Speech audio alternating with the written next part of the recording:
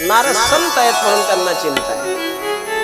चिंता स्वतःची नाही, जगताची आहे. कारण महात्मा सगळं पाहू शकतो, समाजाचं पतन नाही पाहू शकतो. त्याने सांगितलं बाबा मला समाजात सत्य दिसलं नाही, पवित्र नाही, शौचम दानम उदरो भरिनो जीवा. सगळ्यांना पोटाची काळजी लागली. सगळ्यांना असं वाटते उद्या काही खायला भेटते का नाही भेटत. माणसं आज इतके काम करतात त्याला वाटते उद्या भेटतच नाही. त्याला जर तुम्ही म्हणले, त्यांना जर तुम्ही म्हणले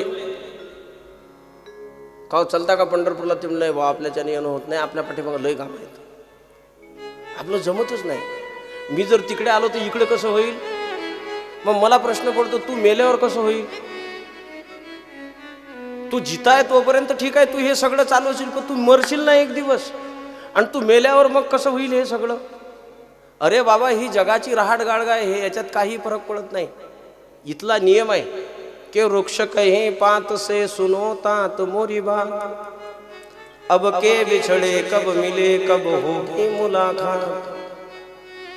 वृक्ष कहे पात से सुनो तात मोरी बात, या घर की यह रीत है एक आवत एक जात. इथला नियम आहे.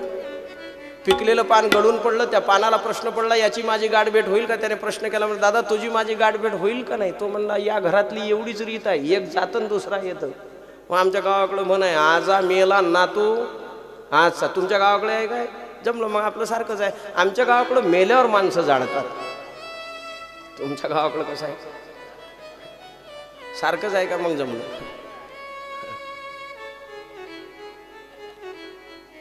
या घर की यह रीत आहे एक आवत एक जात. एक जात असतो, एक येत असतो. पण तुम्ही म्हणा तर माणसं म्हण नाही नाही नाही अहो मग घरचं कोण करू येईल. और एवढा राडा पडलाय सगळा. माणसाला पोटाची काळजी जास्त आहे. बरं पुढे पाहिलं, पुढे गेल्यावर ते म्हटले तरुणी घरात राज्य तरुण स्त्रियांचं आलं. म्हाताऱ्या माणसाला कोणी किंमत देत नाही. भाऊ भावाची सल्ला विचारत नाही. सल्ला घ्यायला तो मेवण्याकडे जातो, त्याला म्हणतात साला. भाऊ भावाची सल्ला घेत नाही, कलियुगात आहे. तरुणी प्रभुताम गे हे शालको बुद्धिदायका, कन्या विक्रयणे लोभस दाम्पत्य नामचे किलकनम. दाम्पत्य जीवन कसं झालं. दाम्पत्य म्हणजे वैवाहिक जीवन. वैवाहिक जीवन चाललंय म्हणून चाललं. पूर्वीच्या काळामध्ये एकदा त्याच्या घरी आल्यावर तिथून मरूनच निघावं हा नियम होता. ह्या सगळ्या म्हाताऱ्या मावशा बसल्या ना, आणि का तुम्हाला वाटते का सगळे नवरा काय मनासारखाच भेटत असते का. मी नेहमी म्हणत असतो सत्यनारायणाच्या प्रसादासारखा आहे ते. नवरा भेटणे म्हणजे सत्यनारायणाच्या प्रसादासारखा. म्हणजे सत्यनारायणाचा प्रसाद तुमच्या हातावर टाकला आणि तुम्ही तो खाल्ला, खाल्ल्यावर तो तुम्हाला चांगला वाटला तर तुम्ही म्हणू शकता काय परत दे म्हणून. नाही ना. आणि खराब लागला म्हणजे खायला चांगला लागला तुम्ही थुकून टाकू शकता काय. नाही ना. मग तसंच आहे. चांगला भेटला तर पुन्हा करता येत, आणि खराब आहे म्हणून सोडून जाता येत नाही. पण आजची परिस्थिती अशी आहे, छोट्या छोट्या कारणासाठी गृहस्थ आश्रम फार लोकांचे विखुरले. आजची मानसिकता अशी आहे, ना मुलगा नादायला तयार आहे ना मुलगी नादायला तयार आहे. छोट्या छोट्या क्षुल्लक कारणावरून ती इतका वितंडवाद करतात की आयुष्याची सगळी बसलेली घडी. तुम्हाला एक गोष्ट सांगू, आयुष्य बसवताना 100 वर्ष खर्च करावं लागतात, पण त्या आयुष्याचं वाटोळं करण्यासाठी एक क्षण पुरेसा असतो. एक तेवढा क्षण. आणि काय वाटतं तुम्हाला, विभक्त झाल्यानंतर तो नवरा तरी सुखी राहतो का ते बायको तरी सुखी राहते. त्यालाही परत देत नाही कोणी. सिंगलवालेला देईना, त्याला कोण देणार आहे. जे लग्नाचे मार्केटात तेलात पोरी भेटना. आता सकाळी ते दुपारी पोरं ते हरिपटवाले तोंडाला पावडर लावत होते. मी म्हणलं लावू नका, काही भेटायचे चान्स नाही. जेईचे झाले तेला नमस्कार करत जा रोज. का तुम्ही वाचले, आता तुम्हाला भेटेल याची काही गॅरंटी नाही. पण दाम्पत्य नामचे किलकनम. कन्येचा विक्रय व्हायला लागला, मुली विकायला लागले लोक. हुंडा नावाची पद्धत नव्हती पूर्वी, तो हुंडा आला. आणि घरात राज्य तरुण स्त्रियांचे आले. म्हाताऱ्या माणसाला कोण विचारत नाही, भाऊ भावाची सल्ला घेत नाही. हे सगळं पाहिलं म्हटलं मी. आणि हे सगळं पाहिल्यानंतर मला असं वाटलं की आता इथं थांबून आता आपण पुढे कुठंतरी निघून गेलो पाहिजे. म्हणून म्हटले मी वृंदावनला आलो. वृंदावनमध्ये काय पाहिलं. वृंदावनमध्ये यत्र भक्ती तिथे नाचते. वृंदावनमध्ये भक्ती नृत्य ती यत्रच, त्या ठिकाणी भक्ती नसते. तुम्ही रस्त्याने गेले ना तर तुम्हाला कोणी राधे राधे म्हणेल. रिक्षा चालवतो तो राधे राधे, सायकल चालवतो तो राधे राधे, किराणा दुकानदार राधे राधे, रस्त्याने फिरणारा राधे राधे. जो भेटेल तो तुम्हाला राधे राधे राधे राधे करत नाही. तिथे सगळं भक्तीचं वातावरण आहे. तिथे तुम्हाला दिवाने दिसतील सगळे. हां, तुम्हाला भक्तीत पागल झालेले दिवाने पाहिजे असेल तर वृंदावनला जा. महिना महिना 2-2 महिने तिथंच बसलेले दिसतील ते तुम्हाला. रात्रंदिवस रडणारे लोक पाहायचे असतील देवासाठी वृंदावनला जा. नदीच्या काठावर 2 पोरी बसल्यात, ढसाढसा रडत होत्या. रस्त्याने एक महात्मा चालला होता. त्या महात्म्याने सहज विचारलं, बेटा काय झालं तुला, का रडते? त्या पोरीने रडत उत्तर दिलं, महाराज आयुष्य रोज असंच चाललंय, रोज त्या देवाचा धावा करते, माहित नाही कधी मरावं लागेल. तुम्ही तर महाराज आहे, सांगता का हो श्रीकृष्ण दर्शन कसं कधी देईल? हे लोक पाहायचे असतील तुम्हाला वृंदावनला. आणि वृंदावनला तुम्ही गेले का सगळं भक्तीचं वातावरण, भक्तिमय वातावरण, जिकडे जाल तिकडे. कि किशोरी कुछ ऐसा इंतजार हो जाए, किशोरी कुछ ऐसा इंतजार हो जाए, किशोरी कुछ ऐसा इंतजार हो जाए, किशोरी कुछ ऐसा इंतजार हो जाए, किशोरी कुछ ऐसा इंतजार हो जाए, किशोरी कुछ ऐसा इंतजार हो जाए, किशोरी कुछ ऐसा इंतजार हो जाए, किशोरी कुछ ऐसा इंतजार हो जाए. जुबान मेरा नाम हो जाए, जुबान मेरा नाम हो जाए, किशोरी कुछ ऐसा इंतजार हो जाए, कुछ ऐसा इंतजार हो जाए.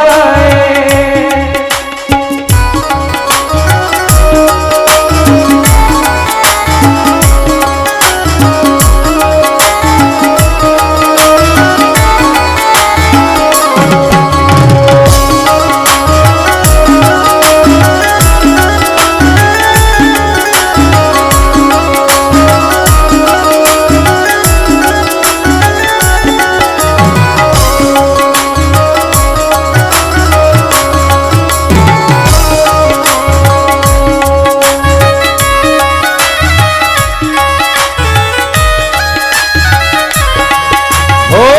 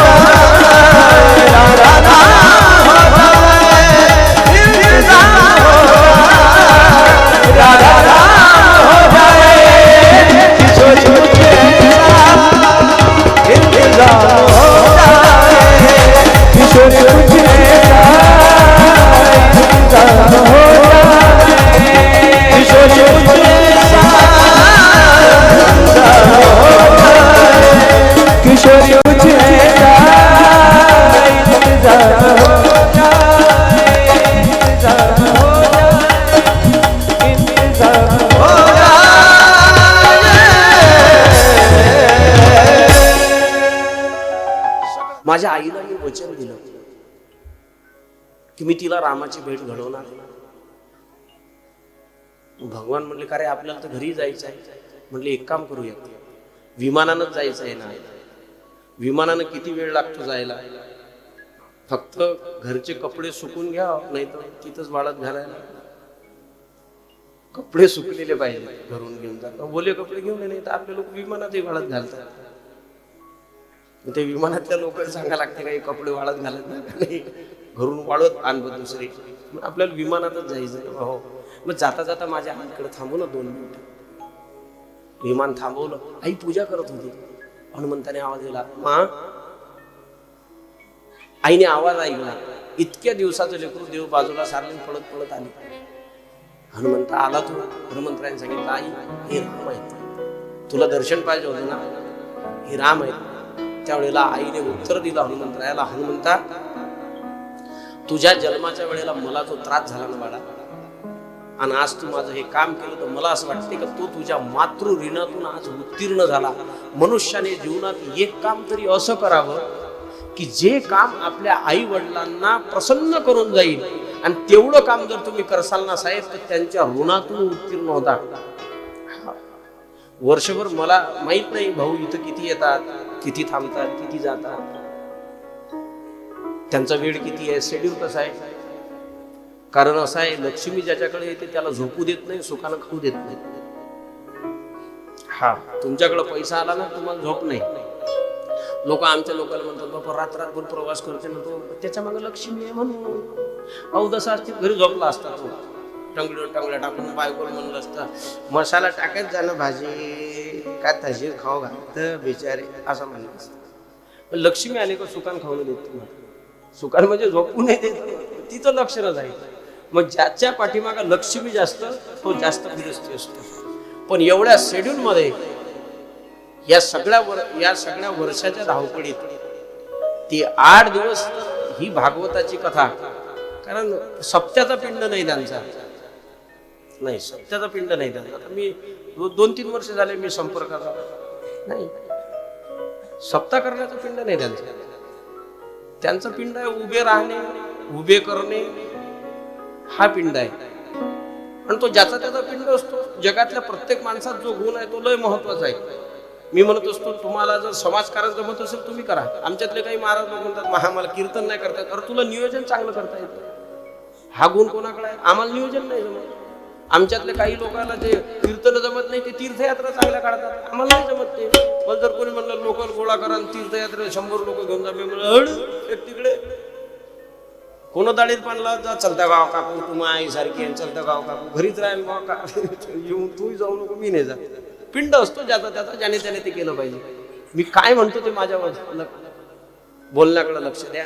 वर्षभरही ते जर आई कळव येऊन राहत नसतील आणि त्यांना वेळ देता येत नसेल, तरी त्यांच्या आईला जे आवडतं ते हरिनाम ते वर्षातून तिच्यासाठी करतात. ते तिच्या मातृभक्तीतून आणि पितृऋणातून आजच उत्तीर्ण झाले. त्यांना काही करायचं नाही, आजच झालं. एक तर काम असं करावं की जे आपल्या आई वडिलांना प्रसन्न करणार आहे, एक तरी करावं असं. आता आम्ही नाही केलं. आमच्या आई वडिलांना वाटते का याने 2चे 4 झाली पाहिजे, 4चे 6 झाली पाहिजे, आणि आपल्याला आप्पा तुम्ही कुठे चालले मी येऊ काय असं म्हटलं पाहिजे. पण गंमत अशी आहे ना साहेब, आम्हाला तुमच्यासारख्या अनेक पोरांना आई बापाचं महत्व सांगायचं होतं, म्हणून आम्ही आमचे मायबाप घरीच ठेवले. एक तरी काम असं केलं. आई आहे ती, आणि आपल्या बाळासाठी सगळं करण्याची जी तयारी आहे तिचं नाव आहे. काहीही करू शकते ती, काहीही, हा काहीही करू शकते. एक साहेब होते, लहान थोडे मोठे झाले, आई आंधळी होती.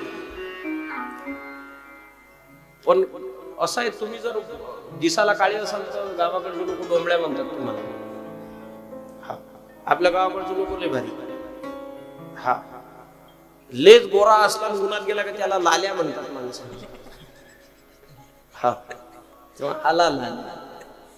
लेज गोरा असला त्याला भुऱ्या म्हणतात. स्वभाव आहे. त्याची आई आंधळी, मग त्याला पोरोची बोलायचं हे आलं फुटकीचं. त्याला ते शब्द लय लागायचा, मला आंधळीचा का म्हणतात लयच लागायचा. त्याच्यामुळे त्याच्या मनात आईबद्दल घृणा बसली. कधी काहीच्या पोटी जन्माला आला आणि तो सारखा तिला म्हणायचा, तू कशाला मला जन्म दिला? आंधळी तर आंधळी, काय गरज होती तुला मला जन्म द्यायची? आणि काय देणार काय? 18 दारिद्र्य तुझ्याकडे आहे, काय दिलं तुम्हाला? सारखा प्रश्न. ती काही बोलत नव्हती. मग मुलगा थोडा मोठा झाला, तो शिकला चांगला, त्याच्या कर्तृत्वाने त्याला नोकरी लागली. नोकरी झाल्यानंतर त्याचं लग्न झालं, त्याने छान बंगला बांधला आणि मग आता मायले बंगल्यात राहायला लागले. पण ही काही त्याच्या आवडीचं पात्र तर नव्हतंच. पण घरात स्वाभाविक आहे, सून आली का सुनेचं नाहीचं जमत नसतं. हा जमत, पण त्या दोघी जणीनं पहिले ठरवून घेतलं असते. ती म्हणजे सासूचे तर मी काटाच काढून, ती तिकडून तलवार घासून आलेली असते, हे घरीच असते. ते म्हणले बुड्याचं नाही चालू दे, हिचं काय चालणार आहे? दोघीचं वेगळंच असतं, ते ठरलेलं असतं. नवऱ्यालाच त्याची आई आवडत नाही म्हटल्यावर त्या साहेबाच्या बायकोला ती आवडत नसायची. आणि दोघीची सारखं भांडण झालं. एक दिवस साहेबांनी सांगितलं, म्हणजे माझ्या घरात राहायचं नाही, निघून जाईल. एवढा शब्द ऐकला. आईने आपलं एक बोचकं घेतलं, ती घरातून निघाली. पण ज्या पोरासाठी आयुष्य खर्च केलं होतं त्या पोराला पाहता येत नाही, पण जवळपास कुठं त्याच्याबद्दल काही ऐकता आलं पाहिजे, तो सुखात आहे समजलं पाहिजे. पण साहेबाच्या बंगल्याच्या काही अंतरावर एक मोठं निंबाचं झाड होतं आणि त्या खाली तिने बसावं. येणाऱ्या जाणाऱ्याने तिला काहीतरी 1 रुपया 2 रुपये द्यावे, असं करता करता तिचं बरंच आयुष्य खर्च झालं आणि ती म्हातारी झाली. आता आजारी पडली. तिची एक बहीण होती, ती तिला घरात पाहायला आली, पण तिला कळलं की आपली बहिणी तर राहत नाही. ती शोधत त्या झाडाखाली गेली तर तिला ताप आला होता. ती फणफणत होती तापी. तिने तिच्या अंगाला हात लावला. लक्षात आला आता हिचे जास्त दिवस काय राहिले नाही, थोड्या दिवसाची सुट्टी. त्या बहिणीने तिला विचारलं, का ग आयुष्य एवढं खर्च केलं, काय वाटतंय ग तुला आता? त्याही वेळेला तिनं उत्तर दिलं, काही नाही वाटत, माझा मुलगा सुखाने राहावा एवढंच वाटतं. माझं एक काम करशील, त्या घरात जी माझी पेटी आहे ना, जिला कुलूप आहे, ती येताना मी पेटी आणली नाही, तेवढी पेटी मला आणून देशील का? ती मावशी घरी आली, तिने साहेबांना सांगितलं, साहेब तुमची आई तर तुम्ही तुमच्या घरी वागवली नाही, एक काम करता का, तिची एक पेटी आहे तेवढी पेटी देता. त्या साहेबाला वाटलं या पेटीत काय असणार. मग साहेबाने काय केलं, ती पेटी दिली आणि ती पेटी घेऊन तिची बहीण आली, तिच्याजवळ दिली. एक 2-4 दिवसांनी ती म्हातारी मेली. तिचं ते तिथं बेवारस पडलेलं प्रेत पाहिलं म्हणून 4 माणसं गोळा झाले. साहेब त्या रस्त्याने गाडी घेऊन चालली होती. त्यांनी ती गर्दी पाहिली आणि पाहिल्यानंतर ते तिथं थांबल्यावर ती पेटी एका बाजूला पडली. त्यांना मोठं नवल वाटलं की माझी आई आहे, आयुष्यात तिनं मला काही मागितलं नाही, पण या पेटीत काय आहे. त्याने बघावं म्हणून ती पेटी घेतली, त्याचं कुलूप तोडलं. त्यात एक प्रमाणपत्र सर्टिफिकेट सापडलं आणि त्यात लिहिलं होतं की हा मुलगा ज्यावेळेला 3 महिन्याचा होता त्यावेळेला याची दृष्टी गेली होती आणि आईने याला डोळे यावेत म्हणून स्वतःचे डोळे दान केले आणि स्वतःचे डोळे दान करून जो मुलगा आयुष्यभर तिरस्कार करत राहिला त्याला मरेपर्यंत सांगितले नाही, हे जात जर कोणाची असेल तर ती फक्त माय आहे, दुसरं कोणी. एवढं फक्त आईच करू शकते. तिला सदैव वाटत असते या जगात काही झालं तर मला मुलगा खुश राहावा. भक्ती म्हणजे महाराज मी आई आहे, मला कसं वाटेल हो, माझे हे मुलं आहे, मला दुःखी असावे कसं वाटेल. पण तिने आपला स्वतःचा इतिहास सांगितला. म्हटले महाराज मी द्रविड देशात उत्पन्न झाले, म्हणजे भक्तीचा उदय दक्षिण भारतातून आहे. भक्तिपंथ हा दक्षिण भारतातून आला. तसा आपण दक्षिण मध्येच गणल्या जातो, महाराष्ट्रीयन दक्षिण भारतातच गणल्या जातो आपण. रामेश्वरमच्या मंदिरामध्ये दक्षिण भारताचा नकाशा आहे, त्याच्यामध्ये महाराष्ट्र दख्खन मध्ये येतो. याला दख्खनचा प्रदेश म्हणतात.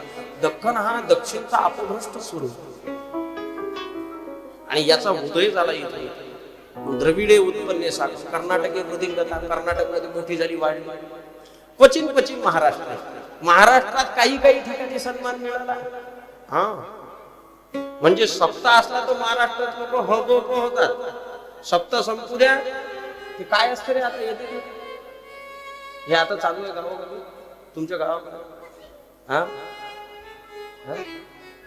ते बयान असतात. तमाशा नाही, दुसरं दंडार. आणि दंडार येत असू दे, यातले 50% तर फेटी उडवाला. असे सापडतील 50 त्याला त्याला काय नाही बा डोळे सांगतात ना तराट झाला ना तू हे झालं त्याच्यावर काल्याच्या दिवशी गमत बा काल्याच्या दिवशी तिथे गावातून मिरवणूक निघते ना बाबू माणसं धोत्र घालून बायका नथा बिथा लावून कुठून आणलं काय आणलं नऊवारी साडी प्लास्टिकच्या फुलाचा कचरा पाठी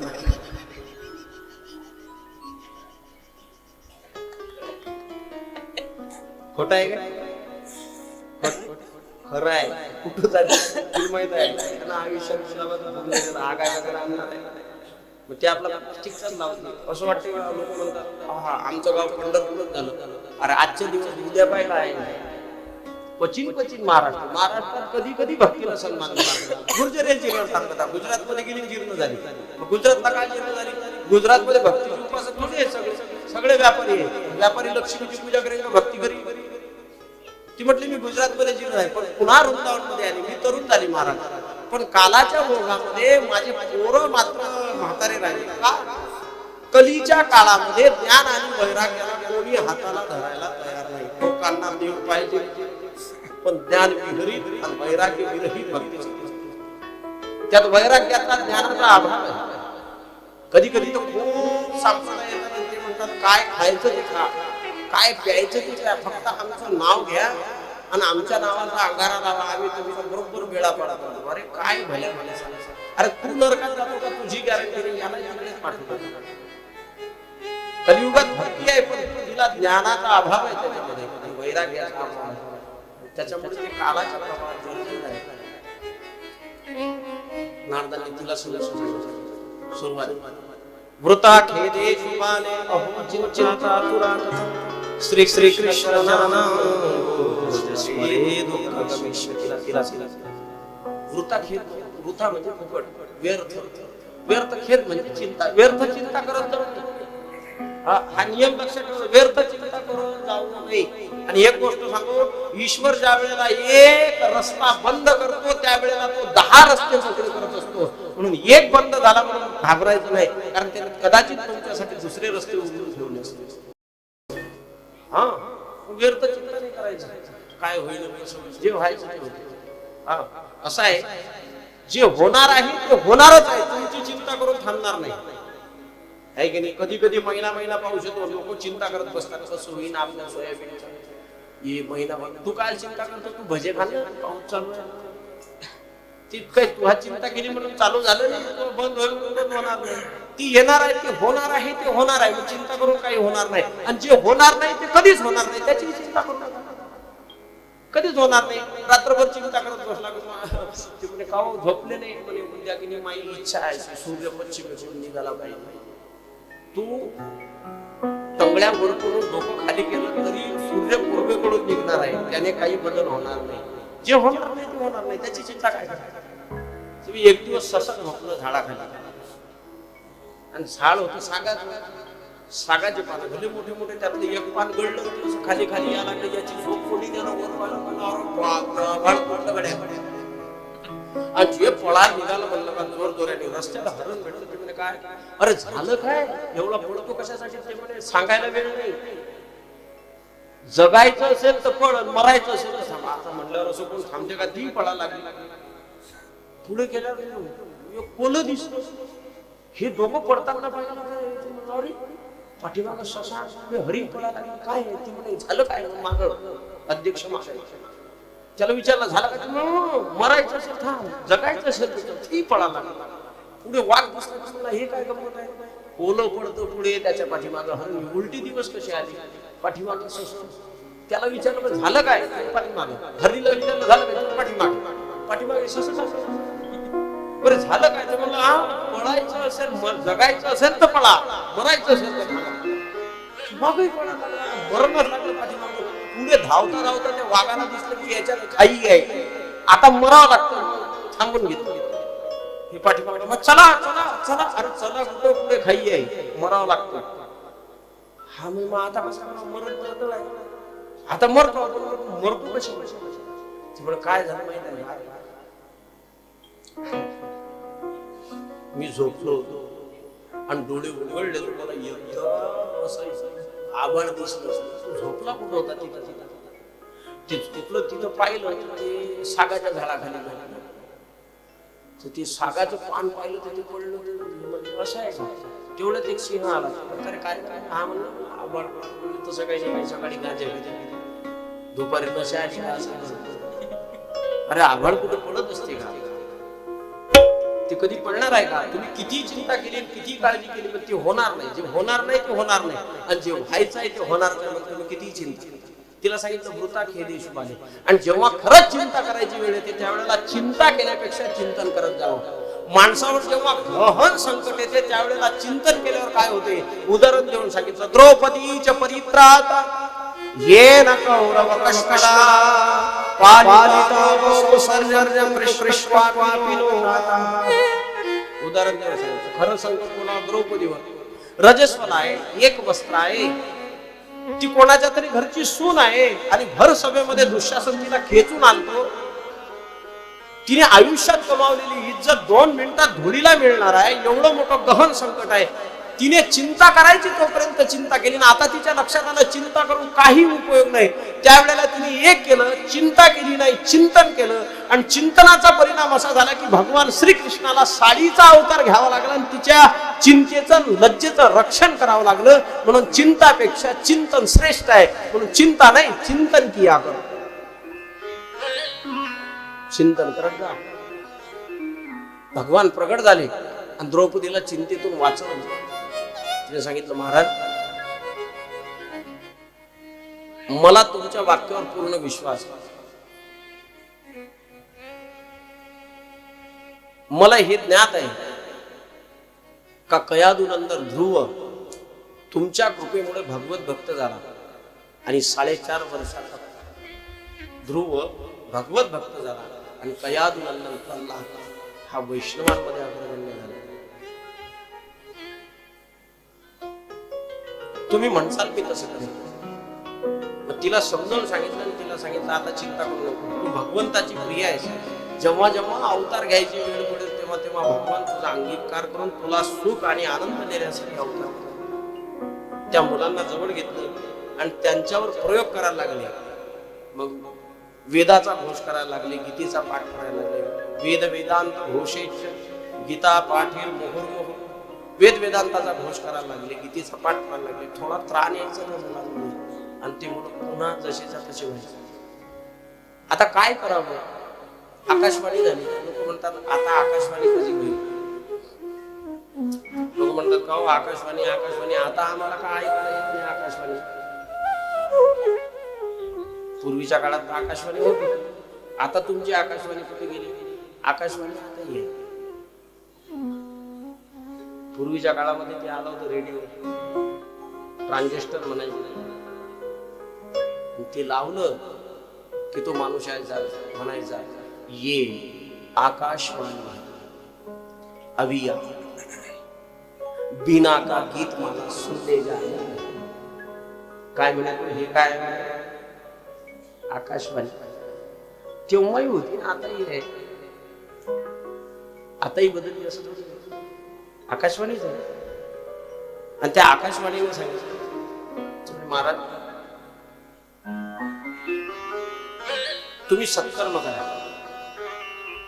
कोणीतरी महात्मा भेटेल तुम्हाला सत्कर्माचं स्वरूप सांगितलं. नारद म्हटले एवढं सगळं सांगितल्यापेक्षा सत्कर्म काय हे जरी सांगितलं असतं तरी जमलं असतं. आणि नाही तसं सांगायचं तर एखाद्या महात्म्याचं नाव सांगायचं. पण नारद त्या मुलांचा कष्ट दूर करण्यासाठी ज्याला त्याला विचारायचा. पण प्रश्न नारदांचा असा आहे, मोठ्या माणसाचा प्रश्न असला म्हणजे त्याचे उत्तर कोणी देत नसतं. लहानाचे प्रश्न देता नाही आले उत्तर तर आपल्याला म्हणते चुप बस रे, पुढचं नको विचारत जाऊ. आहे की नाही? दमदाटी करता येते. शहाण्या माणसाचा प्रश्न असला म्हणजे त्याला कोण सांगतो? मग काहीने आपल्या आश्रमाचे दार बंद केले.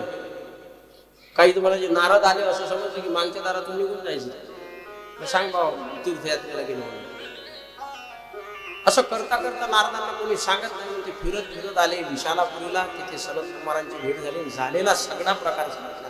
त्यांना सांगितलं महाराज अहो नारदा धन्योसी विरक्तानां शिरोमणी. नारद तुम्ही धन्य आहात, विरक्तांचे शिरोमणी आहात. आणि तुम्ही एक काम करा, काय करा, तुम्ही यांच्या दुःख निवृत्तीसाठी श्रीमद भागवताची कथा करा.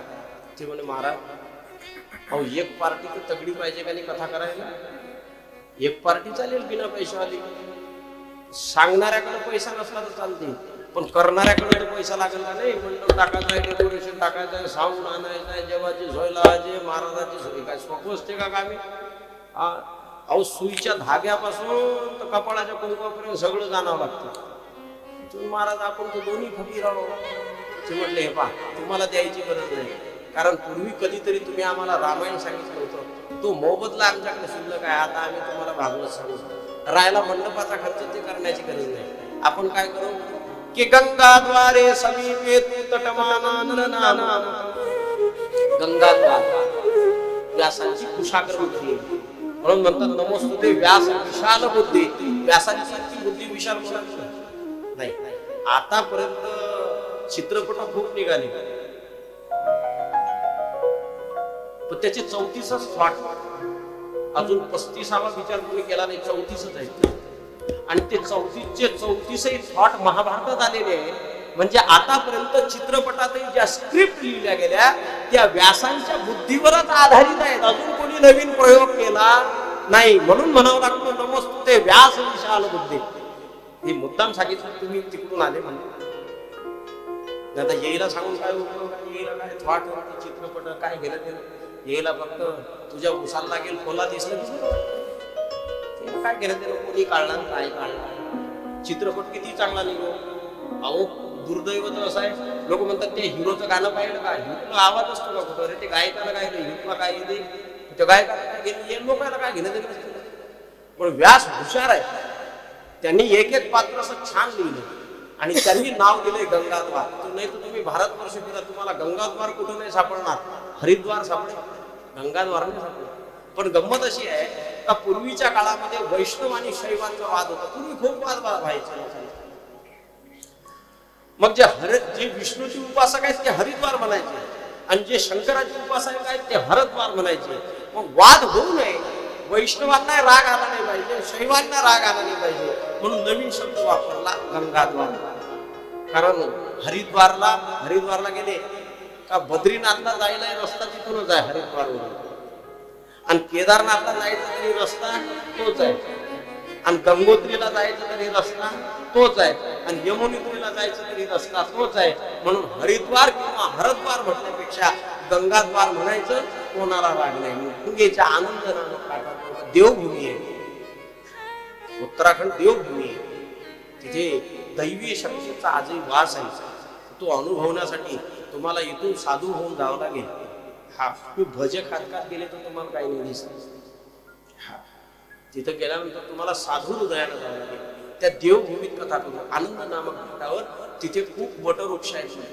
आणि मग 4 भावांपैकी एक जण कथा सांगायचं, बाकीची ती नाही ऐकायला बसली.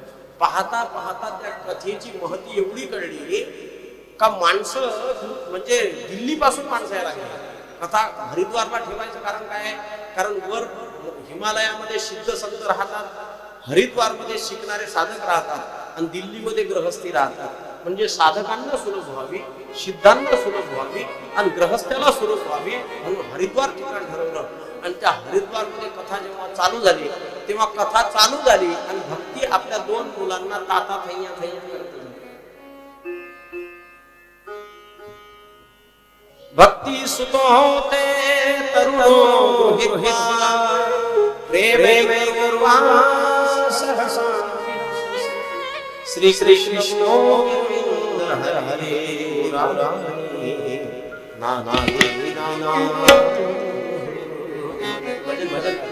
श्री कृष्ण गोविंद हरे हरे मुरारी नाथ नारायण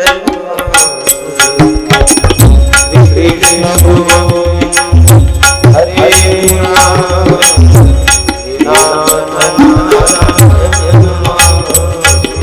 श्री कृष्ण गोविंद हरे मुरारी हे नाथ नारायण वासुदेव. श्री कृष्ण गोविंद हरे मुरारी हे नाथ नाथ नारायण वासुदेव पितृमात स्वामी सखा पितृमात स्वामी सखा हमारे मात स्वामी सखा